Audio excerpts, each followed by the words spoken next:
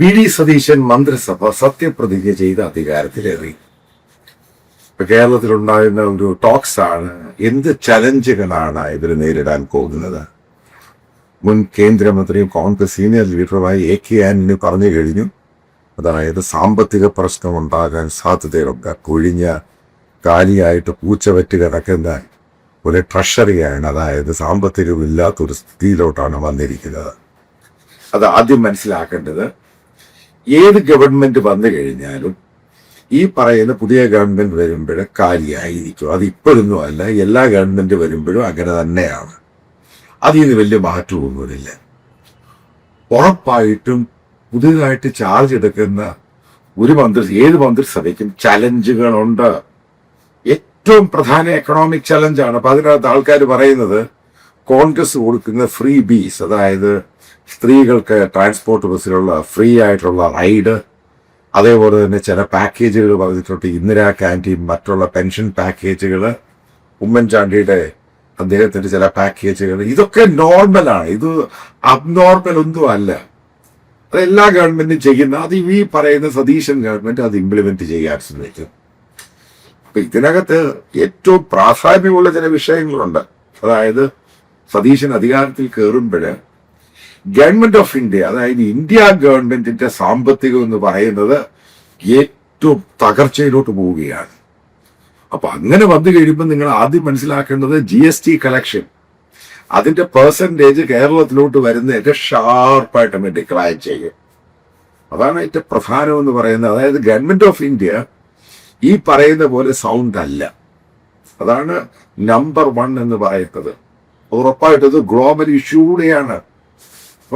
അപ്പം government of ഇന്ത്യയുടെ സാമ്പത്തിക പ്രശ്നം ഒരു ഭാഗത്ത്, പല റെസ്ട്രിക്ഷൻസും ഓസ്റ്റെരിറ്റിയും മറ്റൊരു ഭാഗത്ത്, ജനങ്ങളോട് പറയുന്നു ഗോൾഡ് മേടിക്കണ്ട എന്ന് പറയുമ്പോൾ അതിന് ടാക്സ് എന്ന് പറയുന്നത് നല്ല ടാക്സാണ് കിട്ടുന്നത്. അപ്പൊ അതങ്ങ് കുറയുന്നു. അതേപോലെ ഗോൾഡിന് റെസ്ട്രിക്ഷൻ കൊണ്ടുവരുന്നു. ഇതെല്ലാം സ്റ്റേറ്റിന്റെ എക്കോണമിയും ബാധിക്കും. സെൻട്രലിന്റെ മാത്രമല്ല, സ്റ്റേറ്റിന്റെ, അതായത് വിറ്റുവരവ്, ഈ പറയുന്ന എക്കോണമിയെ ഇത് ബാധിക്കും. 100% ഇത് ബാധിക്കും.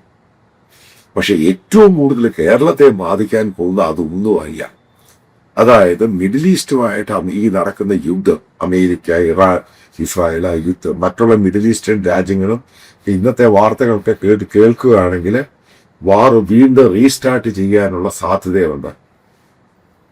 ഏറ്റവും കൂടുതൽ എഫക്ട് ചെയ്യുന്ന കേരളം എന്ന് പറയുന്ന സ്റ്റേറ്റിനാണ്. അതായത് റെമിറ്റൻസ് ഷാർപ്പായിട്ട് ഡിക്ലൈൻ ചെയ്തു. അവിടെയുള്ള പല മലയാളികൾക്കും ജോലി നഷ്ടമാകുന്നു. അവർ നാട്ടിലോട്ട് തിരിച്ചു വരുന്നു. അവർക്കെന്തോ പിന്നീട് അവർക്ക് ജോലി വേണം. അതായത് അൺഎംപ്ലോയ്മെന്റ് എന്ന് പറയുന്നത് ഈ പറയുന്ന ഗൾഫും മറ്റുള്ള സംഭവങ്ങളും എല്ലാം കൂടെ പാക്കേജ് നോക്കുവാണെങ്കിൽ കേരളത്തിൽ അൺഎംപ്ലോയ്മെന്റ് ഷാർപ്പായിട്ട് അങ്ങ് കൂടുന്നത്, ഷാർപ്പായിട്ടൊക്കെ കൂടും. ഇതൊരു വലിയ ചലഞ്ചായിട്ട് വരും. അതായത് എക്കോണമി, ഇതൊരു ഗവൺമെന്റ് റൺ ചെയ്യുന്ന എക്കോണമിയേക്കാൾ ഉപരി ആൾക്കാർ ജോലിയില്ലാതെ തിരിച്ചു വരുന്ന ഇത്രയും ആൾക്കാർ, അതായത് അവരുടെ സാമ്പത്തികത്തിൽ റെമിറ്റൻസ് ഇത്രയും ബില്യൺസ് ആണ് ഈ മിഡിൽ ഈസ്റ്റിൽ നിന്നൊക്കെ ഇന്ത്യയിലോട്ട് വരുന്ന, പ്രത്യേകിച്ച് കേരളത്തിലോട്ട് വരുന്നത്. അത് ഡിക്ലൈൻ ചെയ്ത് കഴിയുമ്പോൾ പ്രശ്നമാകും. അതാണ് ഏറ്റവും വലിയ ചലഞ്ച് സതീശൻ മന്ത്രിസഭ നേരിടാൻ പോകുന്നത്. ഇനി അതുമായി ബന്ധപ്പെട്ട് ചില കാര്യങ്ങൾ, ഒരു കാര്യം ഞാൻ പറയാം. ഒരു 10-25 വർഷം കേരളത്തിന്റെ ഒരു ധനകാര്യ വകുപ്പ് മന്ത്രി, അതല്ലെങ്കിൽ മുഖ്യമന്ത്രി, അതിൻ്റെ ഉമ്മൻചാണ്ടി എടുക്കാം, ഈ പറയുന്ന പിണറായി വിജയനെ എടുക്കാം, BS അച്യുതാനന്ദനെ എടുക്കാം, അതിനു മുമ്പിട്ടുള്ള കരുണാകരനെ എടുക്കാം, ആന്റണി എടുക്കാം. അതിനേക്കാളും മികച്ച ഒരു എക്കണോമിക് അഡ്മിനിസ്ട്രേറ്റർ ആയിരിക്കും സതീശൻ. സതീശൻ ട്രെയിൻഡ് എക്കണോമിസ്റ്റ് ഒന്നും അല്ല. പക്ഷെ സതീശൻ നല്ലപോലെ ഇത് ഹോംവർക്ക് ചെയ്ത് പഠിച്ച് മനസ്സിലാക്കുന്ന ഒരു പൊളിറ്റീഷ്യനാണ്. അപ്പൊ അത് വലിയൊരു അഡ്വാൻറ്റേജ് ആണ്. ഇപ്പൊ കേരളത്തിലെ ഫിനാൻസ് മിനിസ്റ്റേഴ്സ് ആയിട്ട് ഇൻക്ലൂഡിങ് ബാലഗോപാൽ ഉൾപ്പെടെ മറ്റുള്ളവര്, ഇവരീ പറയുന്ന ഉദ്യോഗസ്ഥന്മാർ കൊടുക്കുന്ന സാധനങ്ങൾ സൈൻ ചെയ്തു പോകുന്നു. അവര് പറയുന്ന അഡ്വൈസ് അനുസരിച്ചും പാർട്ടി പറയുന്ന ആ സംഭവങ്ങളും ആയിട്ട് മുന്നോട്ട് പോവുകയാണ്. അപ്പൊ അതുകൊണ്ട് ഈ പറയുന്ന ധനകാര്യ വകുപ്പ് മന്ത്രിക്ക് അയാൾക്കൊരു പുല്ല് കോൺട്രിബ്യൂട്ട് ചെയ്യാനില്ല. കാരണം അയാൾക്ക് ഈ വകുപ്പ് മനസ്സിലായിട്ടില്ല. അത് ഉമ്മൻചാണ്ടിയുടെ കാര്യത്തിലും അങ്ങനെ തന്നെയാണ്. പിണറായി വിജയന്റെ കാര്യം, പിണറായി വിജയൻ ഈ പുല്ലൊന്നും അറിയത്തേയില്ല. ഞാനിത് ഈ പറയുന്ന ആൾക്കാരോടൊക്കെ ചോദിച്ച് മനസ്സിലാക്കിയത്. അതുകൊണ്ടാണ് ഈ KM എബ്രഹാം ഇതേപോലെ ടോപ്പായിട്ടുള്ള ബ്യൂറോക്രാറ്റ്സിനെ പിടിച്ചിരുത്തി അവരെ കൊണ്ട് അഡ്വൈസ് ചെയ്യിപ്പിക്കുന്നത്. കാരണം അവർക്കിതൊന്നും വായിച്ചാൽ മനസ്സിലാവത്തൊന്നുമില്ല. ഇന്നത്തെ ഗ്ലോബൽ എക്കോണമി, ഇന്ത്യൻ എക്കോണമിയെ പറ്റി VD സതീശൻ തറൗലി സ്റ്റഡീഡ് ആണ്. അത് വലിയൊരു വെൽ അഡ്വാൻറ്റേജ് ആണ്. കാരണം ബജറ്റ് ഉണ്ടാക്കുവാണെങ്കിൽ, കാരണം ധനകാര്യം അദ്ദേഹത്തിന്റെ കയ്യിലാണ്. എന്താണ് P. ചിദംബരം മറ്റുള്ള നിർമ്മലാ സീതാരാമനും മറ്റുള്ളവരിൽ നിന്ന് വ്യത്യാസം എന്തുവാ? P. ചിദംബരം ധനകാര്യ വകുപ്പ് മന്ത്രിയായ സമയത്ത് അയാൾ ട്രെയിൻഡ് എക്കണോമിസ്റ്റ്. ഇന്ത്യൻ എക്കോണമിയെ പറ്റി A to Z തറൗലി സ്റ്റഡീഡ്. ഒരൊറ്റ ഉദ്യോഗസ്ഥനൊരു പുല്ലും അയാളെ പറ്റി പറയാൻ പറ്റത്തില്ല. കാരണം അയാൾക്ക് ഇത് മുഴുവനും അറിയാം. അപ്പൊ അതാണ് അയാൾ വർക്ക്ഔട്ട് ചെയ്തത്. അതുകൊണ്ടാണ് P. ചിദംബരത്തെ അതായത് നല്ല വെൽ അഡ്മിനിസ്ട്രേറ്റർ, അതായത് എക്കണോമിക് അഡ്മിനിസ്ട്രേറ്റർ എന്ന് ഇന്നും ആൾക്കാർ പറയുന്നത്. അതായത് പല എക്കണോമിക് എക്സ്പേർട്ടുകളും പറയുന്നത് ചിദംബരത്തിന്റെ അത്രയും നല്ല ഒരു വെൽ അഡ്മിനിസ്ട്രേറ്റർ. അത് മനസ്സിലാക്കുക. മൻമോഹൻ സിംഗ് ഒരു എക്കണോമിസ്റ്റ് ആയിരുന്നു, അദ്ദേഹം ഒരു വെൽ അഡ്മിനിസ്ട്രേറ്റർ അല്ലായിരുന്നു. പക്ഷെ അതിനുവേണ്ടി ഉദ്യോഗസ്ഥന്മാരെ വെച്ചു. പക്ഷെ ചിദംബരം എക്കണോമിസ്റ്റും കൂടായിരുന്നു, നല്ല അഡ്മിനിസ്ട്രേറ്റർ ആയിരുന്നു, എല്ലാം കറക്റ്റായിട്ട് പണം പിരിച്ചെടുക്കുമായിരുന്നു. അതിനകത്ത് അയാൾ ഭയങ്കര മിടുക്കനായിരുന്നു. അതുകൊണ്ടാണ് ഈ ചിദംബരത്തോട് ഈ നരേന്ദ്രമോദി ഗവൺമെന്റിൽ ഒറ്റ മന്ത്രിമാരും തർക്കിക്കാത്ത കാര്യം. കാരണം അയാൾ ഈ പറയുന്നതെല്ലാം തറൗലി വെൽ സ്റ്റഡീഡ് ആണ്. നിർമ്മലാ സീതാരാമൻ ഒരു പുല്ലും അറിയത്തില്ല. ഈ പറയുന്ന ഉദ്യോഗസ്ഥന്മാര് പറയുന്നു, എക്കണോമിക് അഡ്വൈസർ പറയുന്നു, ആ രീതിയിൽ എന്ന് പോകുന്നു. അവരുടെ ഒരു കോൺട്രിബ്യൂഷൻ കൊടുക്കുന്നില്ല ഇന്ത്യൻ എക്കോണമിയിൽ. അത് സത്യം തന്നെയാണ്. പക്ഷെ ചിദംബരം നേരെ മറിച്ചായിരുന്നു. അതേപോലെ തന്നെ ഈ സതീശൻ ഒരു നല്ല എക്കണോമിക് അഡ്മിനിസ്ട്രേറ്റർ ആകാനുള്ള സാധ്യത കൂടുതലാണ്. കാരണം അദ്ദേഹത്തിന് ഈ സംഭവങ്ങൾ മുഴുവനും അറിയാം. ഇതേപോലെയുള്ള ഉദ്യോഗസ്ഥന്മാർ കൊണ്ടുവന്ന് കൊടുക്കാൻ നേരത്തെ അതൊന്നും അക്സെപ്റ്റ് ചെയ്തൊന്നുമില്ല. കാരണം അത് സ്റ്റഡി ചെയ്ത് അതിനകത്ത് എന്താണ് ഒരു മുഖ്യമന്ത്രിക്ക് അല്ലെങ്കിൽ ധനകാര്യ വകുപ്പ് മന്ത്രിക്ക് കോൺട്രിബ്യൂട്ട് ചെയ്യാൻ പറ്റുന്നത്, ആശയങ്ങള്, വിനിമയങ്ങള്, ഇതൊക്കെ അദ്ദേഹം അതിൻ്റെ അകത്ത് നോട്ട്സ് തയ്യാറാക്കി അത് ഇംപ്ലിമെന്റ് ചെയ്യുകയും ചെയ്യും. കാരണം ഇത്രയും വർഷത്തെ നിയമസഭയുടെ ഇതും പ്രതിപക്ഷ നേതാവിന്റെ എക്സ്പീരിയൻസും നാഷണൽ പൊളിറ്റിക്സും കേരള പൊളിറ്റിക്സും കണ്ട് മനസ്സിലാക്കിയ ഒരു ന്യൂജൻ തലമുറയാണ് സതീശന്റെ രീതി എന്ന് പറയുന്നത്. അതീ പറയുന്ന ഉമ്മൻചാണ്ടിയും പിണറായി വിജയനും VS അച്യുതാനന്ദനും മറ്റുള്ളവർക്കില്ലാത്ത ഒരു യുണീക്ക് ക്വാളിറ്റിയാണ്. അപ്പൊ അതിനകത്ത് സക്സസ് ആകാൻ സാധ്യതയുണ്ട്. അതേപോലെ വിദേശ നിക്ഷേപം, അതായത് മനസ്സിലാക്കുക, ഇന്ത്യയുടെ FDI എന്ന് പറയുന്ന കംപ്ലീറ്റ് നെഗറ്റീവായി. അപ്പൊ ഇപ്പോഴത്തെ ഒരു സന്ദർഭത്തിൽ അത് കിട്ടുക എന്ന് പറയുന്നത് വലിയ ബുദ്ധിമുട്ടാണ്. കാരണം ഇപ്പോഴത്തെ ഒരു ഇന്ത്യയുടെ സാഹചര്യം, അതേപോലെ തന്നെ ഗ്ലോബൽ എക്കോണമിയിൽ ഉണ്ടായിരിക്കുന്ന പ്രശ്നങ്ങൾ, ഇത് മൾട്ടിപ്പിൾ ഇഷ്യൂസ് ആണ്. അപ്പം അതെല്ലാം കൂടെ നോക്കുകയാണെങ്കിൽ ചലഞ്ച് തന്നെയാണ് സതീശൻ നേരിടാൻ പോകുന്നത്. പക്ഷെ അതെങ്ങനെ ഓവർകം ചെയ്യാൻ പറ്റുമെന്ന് അദ്ദേഹം ഹോംവർക്ക് ചെയ്ത് അതിനൊരു സൊല്യൂഷൻ ഉണ്ടാക്കുമെന്ന് വിശ്വസിക്കുന്നത്. കേരളത്തിലെ തകർന്ന നാശമായ സംഭവമാണ് ഹയർ എഡ്യൂക്കേഷൻ എന്ന് പറയുന്നത്. അതിനൊരു മാർഗദർശനം ഉണ്ടാക്കണം. അല്ലെങ്കിൽ കേരളത്തെ ചെറുപ്പക്കാർ വീണ്ടും കേരളം വിട്ടൊക്കെ പോകും. അതായത് കേരളത്തിലൊരു ചെറുപ്പക്കാർ പറഞ്ഞാൽ അല്ലെ പ്രായമുള്ള ആൾക്കാർ മാത്രമല്ലോ ഒരു സ്റ്റേറ്റ്, അതേപോലെ മിടുമിടുക്കന്മാരായിട്ടുള്ളവരെല്ലാം കേരളം വിട്ടു പോവുകയാണ്. അപ്പൊ ഹയർ എഡ്യൂക്കേഷൻ അതേപോലെ എങ്ങനെയാണ് പിണറായി വിജയൻ ഗവൺമെന്റ് ഗവർണറുമായിട്ട് അടി ഉണ്ടായിക്കൊണ്ടിരുന്ന ഈ പറയുന്ന വൈസ് ചാൻസലറുടെ നിയോഗം, അത് പൂർണ്ണമായിട്ട് ഒഴിവാക്കണം. അതായത് ഹയർ എഡ്യൂക്കേഷനിൽ യൂണിവേഴ്സിറ്റി ആണെങ്കിലും അവിടെയൊക്കെ ആൾക്കാരെ റിക്രൂട്ട് ചെയ്യുമ്പോഴും മെറിറ്റ് അനുസരിച്ചേ ചെയ്യാവൂ. അല്ലാതെ ഇന്ന ജാതിയാകണം, ഇന്ന മതമാകണം, ഈ രീതിയിൽ പോവുകയും ചെയ്യരുത്. ഏറ്റവും കാലിബറും മിടുക്കന്മാരായിട്ടുള്ളവരെ ഫാക്കൽറ്റിയിലും വൈസ് ചാൻസലറായിട്ട് മുന്നോട്ട് കൊണ്ടുവന്ന് കഴിയുമ്പോൾ ഈ പറയുന്ന കുട്ടികൾക്ക് അവർക്ക് കൂടുതൽ കോൺഫിഡൻസ് ബിൽഡ് ചെയ്യാൻ സാധിക്കും. അതുപോലെ മാതാപിതാക്കൾക്കും അത് നല്ലൊരു മൂല്യത്തിലോട്ട്, അതായത് വളരെ ഫോർകാസ്റ്റ് ചെയ്ത് അത് മുന്നോട്ട് കൊണ്ടുപോവുകയാണെങ്കിൽ കേരളത്തിലെ ഹയർ എഡ്യൂക്കേഷൻ ഈ 5 വർഷത്തിനുള്ളിൽ കംപ്ലീറ്റ് ആയിട്ട് തിരിച്ചു പിടിക്കാൻ സാധിക്കും. മനസ്സിലാക്കുക, കേരളത്തിലെ ഹയർ എഡ്യൂക്കേഷനേക്കാളും നമ്മളെക്കാളും ഒക്കെ വളരെ പിന്നിലായിരുന്ന തമിഴ്നാടും മറ്റുള്ള പല സ്റ്റേറ്റുകളും നമ്മളെക്കാളൊക്കെ വളരെ വളരെ മുന്നിലാണ്. പിന്നീട് ഈ പറയുന്നൊരു സംഭവമുണ്ട്, കേരളത്തിലെ ഹെൽത്ത് ഏതാണ്ട് ഗുണ്ടമാണ്. ഒരു കാര്യം പറയും, ഇതൊക്കെ ചുമ്മാ പറയുന്നത് ഈ ഇടതുപക്ഷം പറയുന്ന കവിളിപ്പീരാണ്. അവർ ഇതിനകത്ത് മുഴുവനും പാർട്ടിക്കാരെ മറ്റുള്ളവരെയും മുഴുവൻ കയറ്റി.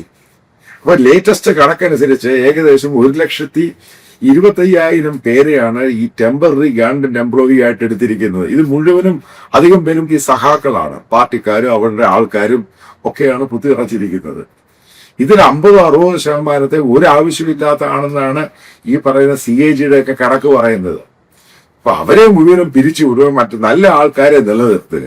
എല്ലാരെയും പിരിച്ചുവിടാനല്ല പറയുന്നത്, കാരണം അവർക്കൊക്കെ ലൈഫും കുടുംബവും ഒക്കെ ഉണ്ട്. അപ്പൊ അങ്ങനെയല്ല, ഈ സൊല്യൂഷൻ ഉണ്ടാക്കുക. അതായത് പാർട്ടിക്കാർക്ക് വേണ്ടി മാത്രമാകരുത് ഗവൺമെന്റ് എന്ന് പറയുന്ന സംഭവം. അതാണ് ഇടതുപക്ഷം എന്ന് പറയുന്നത് ഈ കേരളത്തോട് കാണിച്ച ഏറ്റവും വലിയ ക്രൂരത. മെറിറ്റ് ഇല്ലാത്ത ഈ പാർട്ടിയുടെ ഡിവൈഎഫ്ഐക്കാരനെയും മറ്റുള്ളവരെയും പിടിച്ചു ഈ സംഭവത്തിൽ മുഴുവനും കയറ്റി, അതായത് ഗവൺമെന്റ് ഡിപ്പാർട്ട്മെന്റ് സർവീസ് മുഴുവൻ അങ്ങ് കുത്തി നിറച്ചു. അപ്പൊ അത് ഗ്രാജുവൽ ആയിട്ടത് ഇത് റീസൈസ് ചെയ്യണം. അതേപോലെ മനസ്സിലാക്കിയിട്ട് ഗവൺമെന്റ് ഇത്രമാത്രം സ്റ്റാഫുകളുടെ ആവശ്യമുണ്ടോ, ഇത് വലിയൊരു സ്റ്റഡി നടത്തി ചെയ്യണം. കാരണം ഇന്നത്തെ കാലത്ത് AI മറ്റുള്ള സംഭവങ്ങളൊക്കെ വന്നു കഴിഞ്ഞു. അപ്പൊ ഇത്രയും സ്റ്റാഫുകൾ, അതായത് ഗവൺമെന്റ് ഇത്രമാത്രം പണം മുടക്കിയിട്ട് ഇത്രമാത്രം സ്റ്റാഫുകളെ വെക്കേണ്ട ആവശ്യമുണ്ടോ, എത്രമാത്രം ഓട്ടോമേറ്റഡ് ആക്കാൻ സാധിക്കും, അതായത് ഗവൺമെന്റിന്റെ എക്സ്പെൻസ് കുറയ്ക്കുക. വലിയ ഹ്യൂജ് ഗവൺമെന്റിന്റെ ഹെഡ് എന്ന് പറയുന്നത് സാലറിയിലാണ് പോകുന്നത്, അത് ഡൗൺ സൈസ് ചെയ്യാൻ ശ്രമിക്കുക. അതേപോലെ തന്നെ എല്ലാ പഞ്ചായത്തിലും ഒരു സ്കൂൾ, ആ ഒരു ഫോർമുല എടുത്ത് മാറ്റുക. അതായത് കിഫ്ബി വെച്ച് ഇഷ്ടംപോലെ കെട്ടിടങ്ങൾ പണിത്, സ്കൂൾ കെട്ടിടങ്ങൾ. ഇവിടെ ഒന്നും പഠിക്കാൻ കുട്ടികളില്ല. ഇത്രയും ടീച്ചേഴ്സിനും സ്റ്റാഫുകൾക്കും സാലറി കൊടുക്കുക, അടുത്തുള്ള സ്കൂളുമായിട്ട് ജോയിൻ ചെയ്യിക്കുക. ഈ പഴയ സ്കൂളുകൾ മറ്റുള്ള ഓഡിറ്റോറിയം മറ്റുള്ള പരിപാടികൾക്കായിട്ട് വിട്ടുകൊടുക്കുക. ഇത്രയും സ്കൂളിന്റെ ആവശ്യം ഇനി കേരളത്തിലില്ല. ഉറപ്പായിട്ടും മലബാർ ഭാഗത്ത് സ്കൂളിന്റെ ആവശ്യമുണ്ട്. കാരണം അവിടെ ഇത്രമാത്രം കാരണം ജനസാധ്യത ഡെൻസിറ്റി ഓഫ് പോപ്പുലേഷൻ അവിടെ കൂടുതലാണ്. പഴയ സ്കൂളുകൾ മറ്റുള്ള തെക്കൻ ഭാഗത്തുള്ള പോലെ സ്കൂളുകൾ അവിടെ ഇല്ല. അപ്പൊ അവിടെ അതാണ് പറയുന്നത്, ബാലൻസ് ചെയ്യുക. കാരണം ആവശ്യമില്ലാത്തടത്ത് എന്തിനാ ഇത്രയും സ്കൂൾ കൊടുക്കേണ്ട ആവശ്യം? സ്കൂൾ എന്ന് പറയുന്നത് ഉച്ചക്കഞ്ഞി സ്കൂളല്ല. സ്കൂൾ എന്ന് പറയുന്നത് നല്ല സ്കൂൾ നല്ല രീതിയിലാക്കി എടുക്കണം. അതേപോലെ അനാവശ്യമായിട്ടുള്ള പൊളിറ്റിക്സ് സ്കൂളിലെ അധ്യാപകരൊക്കെ അതിനൊക്കെ കൺട്രോൾ ചെയ്യണം. കോളേജ് അധ്യാപകരുടെ ഇതേപോലെയുള്ള അനാവശ്യമായ പൊളിറ്റിക്സും പരിപാടിയും പൊളിറ്റിക്കൽ പാർട്ടിയായിട്ടുള്ള സംഭവം അതൊക്കെ ശരിക്കും കട്ട് ഡൗൺ ചെയ്തു തന്നെ പോകണം. കാരണം ഇവർക്ക് ഈ വിദ്യാർത്ഥികളോട് യാതൊരു അക്കൗണ്ടബിലിറ്റി ഇല്ലാതായി മാറി. അതാണ് ഇടതുപക്ഷം കൊടുത്ത ഏറ്റവും വലിയ വൃത്തികെട്ട കോൺട്രിബ്യൂഷൻ എന്ന് പറയുന്നത്.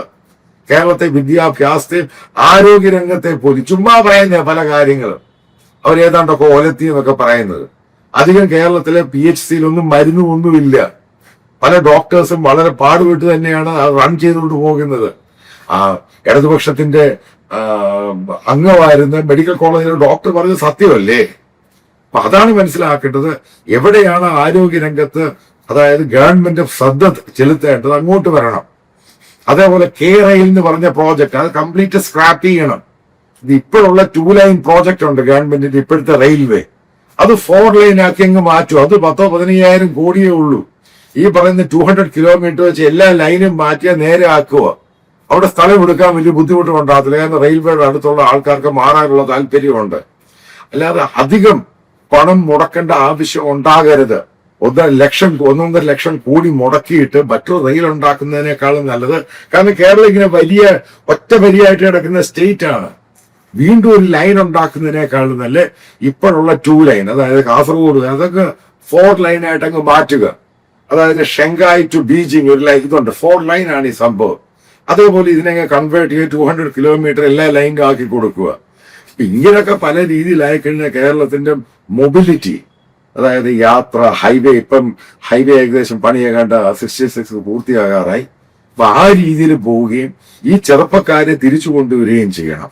അതായത് കേരളത്തിലെ പുതിയ ഈ പറയുന്ന P. രാജീവ് എന്ന് പറഞ്ഞുണ്ടാക്കിയ പച്ച കള്ളത്തരം 1.5 ലക്ഷം 2 ലക്ഷം 3 ലക്ഷം പുതിയ വ്യവസായങ്ങൾ തുടങ്ങി പച്ചക്കള്ളം, അത് ഗവൺമെന്റ് ഇതിനെപ്പറ്റി ഒരു വൈറ്റ് പേപ്പർ ഇറക്കണം.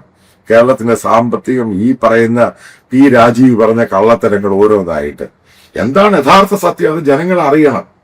എന്നിട്ട് സ്ക്രാച്ചിൽ നിന്ന് സ്റ്റാർട്ട് ചെയ്യണം. അതാണ് ഇവിടെ ആവശ്യം. അതായത് യൂണിയനിസം, CITUക്കാരെ പിടിച്ച് സഖാക്കളെ പിടിച്ച് യൂണിവേഴ്സിറ്റി വൈസ് ചാൻസലർ ആക്കരുത്. അക്കാഡമിക്കലി ക്വാളിഫൈഡ് ആയിട്ടുള്ളവരെ അതിന്റെ തലപ്പത്ത് കൊണ്ടുവരണം. അതായത് നല്ല മാറ്റങ്ങൾ ഉണ്ടാകണം. ഒരു കാരണവശാലും ഇതിന് പാർട്ടി പരിഗണനയല്ല കൊടുക്കേണ്ടത്. പാർട്ടിക്ക് എപ്പോഴും പാർട്ടി സേ ഉണ്ട് എന്നും പറഞ്ഞ് പൂർണ്ണമായിട്ടും പാർട്ടിക്കല്ല കൊടുക്കേണ്ടത്. ജെനുവിനായിട്ട് കേരളത്തെ ഡെവലപ്പ് ചെയ്യാൻ മിടുമിടുക്കന്മാരായിട്ടുള്ള പല ആൾക്കാരുണ്ട്. അവരെ കൊണ്ടുവന്ന് പല സ്ഥാനങ്ങളിൽ കൊണ്ടുവച്ചു കഴിഞ്ഞാൽ കേരളത്തിന് ഈ പറയുന്ന എല്ലാം സർവൈവ് ചെയ്ത് മുന്നോട്ട് പോകാൻ സാധിക്കും. അതേപോലെ തന്നെ കേന്ദ്രവുമായിട്ട് നല്ല ബന്ധത്തിൽ പോകണം, നല്ല ബന്ധത്തിൽ തന്നെ പോകണം. കാരണം ഈ നരേന്ദ്രമോദി ഇന്ന് വരെയുള്ള ഹിസ്റ്ററിക്കകത്ത് അദ്ദേഹം ആന്റി BJP അങ്ങനെ ദ്രോഹിക്കാനൊന്നും പോയിട്ടില്ല. മമതയും സ്റ്റാലിനും ചെയ്ത അവിടുത്തെ പൊളിറ്റിക്സിന്റെ ഭാഗമായിരുന്നു. അതിന്റെ ഭാഗമായിട്ടാണ് ഇത് ചെയ്തത്. അതിന്റെ ആവശ്യമൊന്നുമില്ല. സെൻട്രമായിട്ട് നല്ല രീതിയിൽ പോവുകയാണെങ്കിൽ സെൻട്രും എല്ലാ രീതിയിലും സഹായിക്കുന്നുള്ളതാണ് മറ്റുള്ള സ്റ്റേറ്റുകളുടെ അനുഭവം വെച്ച് കാണാൻ സാധിക്കുന്നത്. അപ്പൊ ആ ബന്ധത്തിൽ പോവുക. അതേപോലെ തന്നെ ഗവർണറുമായിട്ട് നല്ല ബന്ധത്തിൽ തന്നെ പോവുക. ഈ പിണറായി വിജയൻ കാണിച്ച ധാർഷ്ട്യമോ അഹങ്കാരമോ ഒന്നും കാണിക്കരുത്. ഇതെല്ലാം കൂടെ ക്ലബ് ചെയ്ത് മുന്നോട്ട് പോവുകയാണെങ്കിൽ സതീഷിന് വലിയ മാറ്റം കേരളത്തിൽ ഉണ്ടാക്കാൻ സാധിക്കും എന്നുള്ള കാര്യത്തിൽ സംശയമില്ല.